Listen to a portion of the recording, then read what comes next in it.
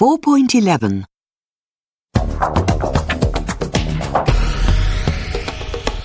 Good afternoon to all.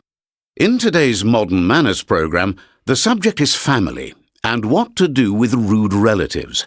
Our etiquette expert, Sarah, is here to take your calls, so if you have a family member who behaves badly and you don't know what to do about it, just call us here on 0207 946 0671.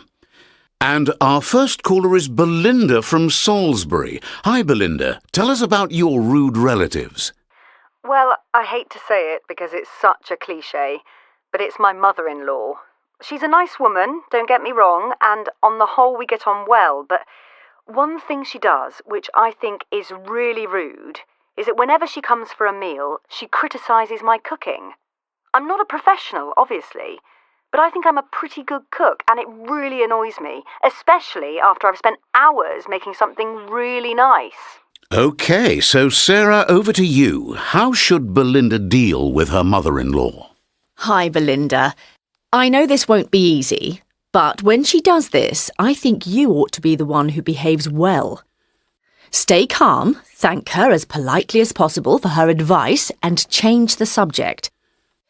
You shouldn't argue with her because she won't change her opinion, and it won't make you feel better either. Instead, encourage your husband, or another relative, to say how great your cooking is in front of your mother-in-law. When she sees that her criticisms aren't having any effect and that everybody else loves your food, she'll either stop criticising or she'll start paying compliments herself. Thanks very much for that, Sarah. And our next caller is Damien from Sheffield. Hi, Damien. I think you're going to tell us about a problem with your brother, is that right? Yes, that's right. So, what's the issue? Well, he lives in London and he likes coming up to stay from time to time, which is great, but he's just phoned me saying he's coming next month and he's bringing his new dog.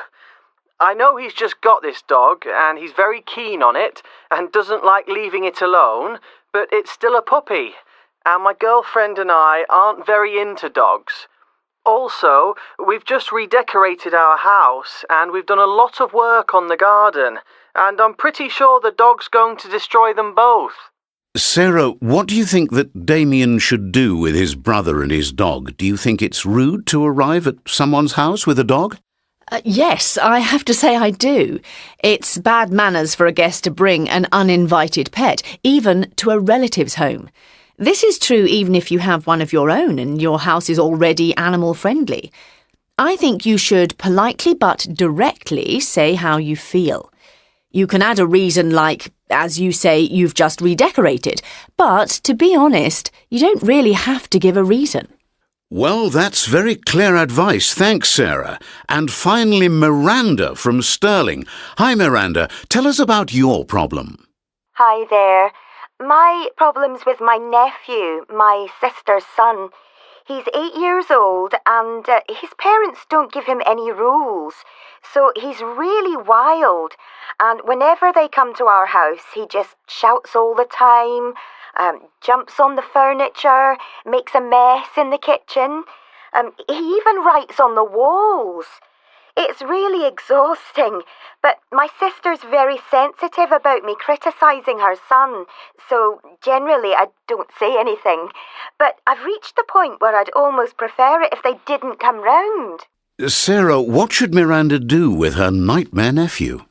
You must speak to his parents before their next visit, or at least your sister. But instead of being critical, say how great it is that their son has so much energy and how much you love him. But then explain that he has to calm down a bit when he's visiting. And at the beginning of his next visit, welcome him, but give him some rules for your house. Say, "Hi, it's great to see you again, but just a couple of house rules. No jumping on the furniture, and if you want to draw, please use a piece of paper. You mustn't write on the walls." He won't mind, and in the long run, your sister will be grateful.